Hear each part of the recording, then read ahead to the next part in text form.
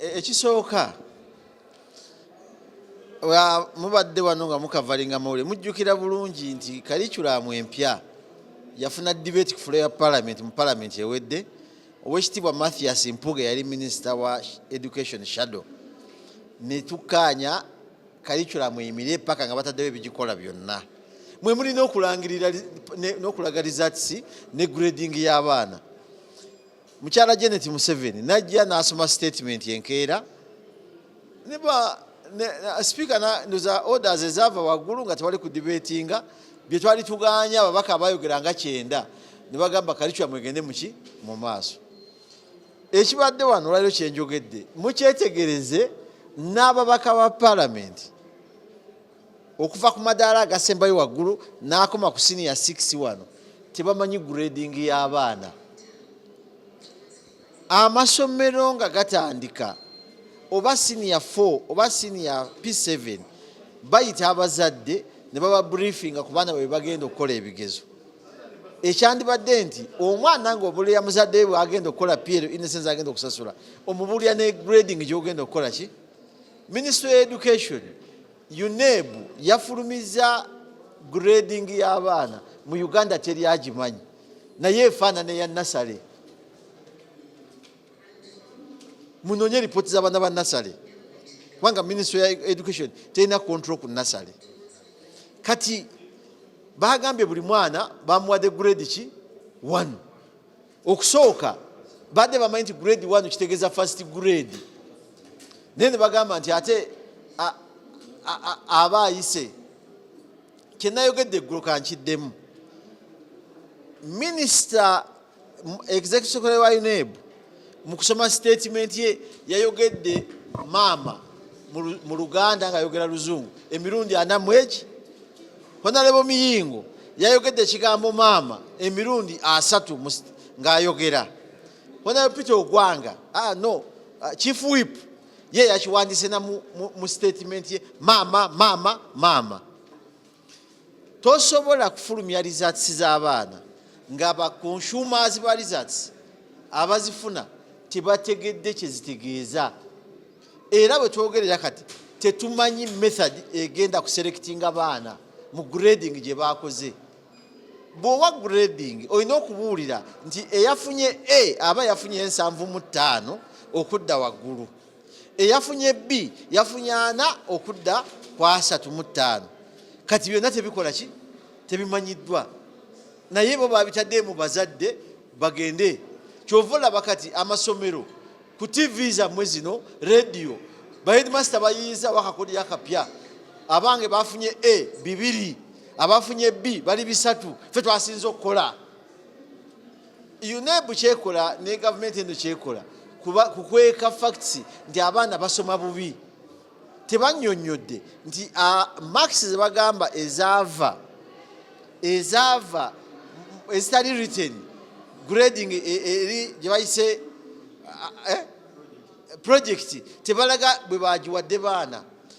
Kyetulinako information gyenja okufulumya baheadmaster bangi mu Uganda abasomesa bawanga bubi baana marks nga bwe balaba nti ogofunya 3 kubanga okusomesa tekuliiyo. Twagala kumanya project bwogamba nti byali kuyiga byalaani kwali kukuba mataffaali kwali kukola keeke kwali kukola ki biki bye bakola mu ssomero ebyaleeta marks ezo competence based kibagamba naye byonna tebikola ki. Ekirala gwe nga gavumenti biki biwawa amasomero ebyaleeta competence based results ezo tebiriiyo naye bafooginga ne bayiyayiya ne bateekawo marks z'abaana kiro kitwala omunaku ne bikola ki ne biggwa. So gye tulaga si walungi. Kati olabye ekibadde mu gundi bwe kibadde kize mu parliament minisita abadde atutadde mu workshop ate nga tuli mu parliament oba ntegereka. Minisita abadde atadde parliament mu workshop atubuulira engeri gye bagabamu marks bwe basinziira. Ebyo si byaffe. Parliament enakulaga performance ne byadde naye tuyinza tussa mu workshop. So nekira nze statement gyawo enkya sigikkiriza ayite ababaka abetuyite mu basement wano atubuulire grading nga neyo nebuku eri then bagende mu byalo babuulire amasomero how did you grade children abazadde bamanye nti omwana wange bwe yafunye B C asobola ogenda ebuddo asobola genda gindi naye kati tebikola ki tebimanyiddwa. Ndowooza kyo kituufu eggwanga telinaba kutegeera engeri gye baabadde nga balambikamu oba nga bagureedinga abaana baffe, kuba tukyamanyiridde eri enkola enkadde. Omwana bw'amala okugyayo ebigezo nga bagamba ono ali mu first grade, second grade, enkola enkadde yali nga egureedinga bwongo bwa mwana, nga mulimu abo balowooza nti kati omwana agenda ebigezo bwe bikomawo n'awulira obubi n'omuzadde n'anyiiga, lwaki wagudde, tokyalimu ka buntu bulamu, genda ofumbirwe biki. Kati nga abaana baafu ng'enkola gye tuliko ng'ekyali ku kalikiramu eri omuzungu gye tuwa okubeera nga ayagala ateekemu gureedi mu bwongo bw'abantu. Naye kyo ekituufu kiri nti buli muntu alinako kyasobola okukola era obwongo bwaffe tebwenkana, tebufaanagana.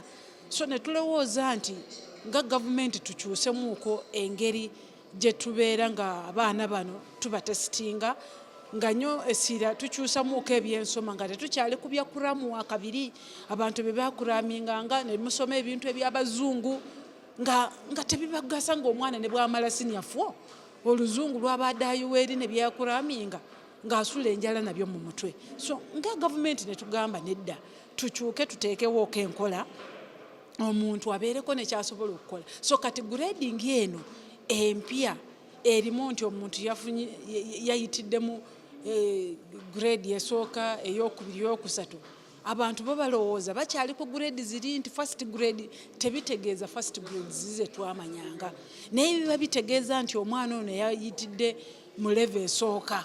Kiba kitegeeza nti obwongo abulina, byasoma abitegedde era agwana okugenda ku ddaala eriddako mu byokusoma. Ne certificate ey'eddaala eryo gavumenti egamba tujja kumuwa kuba obwongo bwe butegeera buliko ne kyebukwata mu bulamu kye tusobola obbeesingiramu okutendekebwa ku ddaala eriddako erya HS.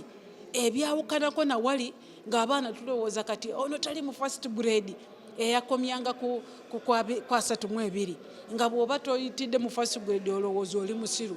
So ndowooza ng'eggwanga tukkirize enkyukakyuka zino ezazze, tujja kugenda mpola mpola nga tubitegeera, naye ekikulu kyakulaba nti buli mwana wakiri wabeerako engeri gy'abeeramu gye bamugamba nti nedda toli musiru newankubadde toyitidde mu A mu B mu what, naye waliwo ky'osobola okukola. So mpola mpola tugende, tujja kubiyiga mu myaka 2-3 tujja kubeera nga tutegeera kiki ekigenda mu maaso. Tetukaabanyo abaana baffe bw'aba nga asobodde okubeera ng'asobola okufuna certificate agende ku ddaala eriddako, bw'alaba nga bintu bijja muzibuwalira agende ku byamakono oba ekintu ekirala, naye ekikulu abeereko ne kyakola eky'omu bwongo ekimuyamba okubeerawo mu nsi.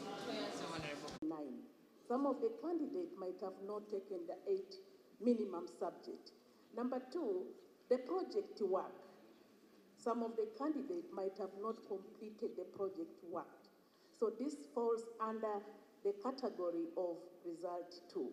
Then result 3 are candidates who did not meet the minimum level of achievement of all the subjects.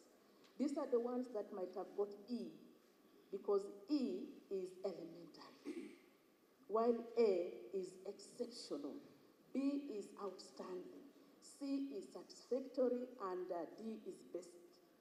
So we can have, Honorable Minister, just a clarification. Yes, Madam. When you say A is exceptional, when you're marking, you give marks and say maybe somebody who has got from 85 maybe to 100 is the one who has got an A.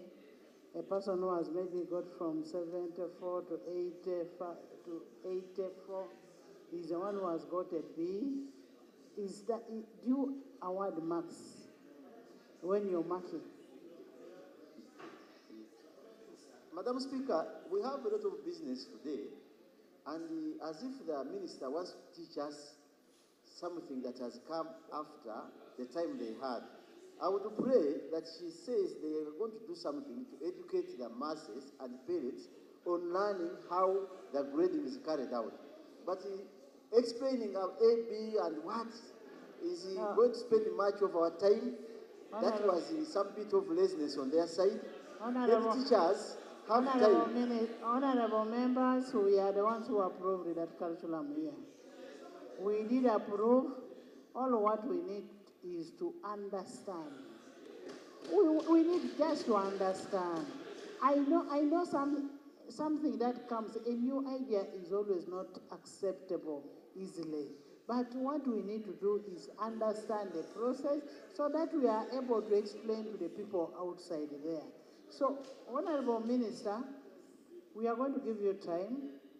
You come back and take us through. Because we are the voice of the voiceless. We are the ones who can go and explain to our voters outside there. So you will put you on the order paper, then you come and explain to the House.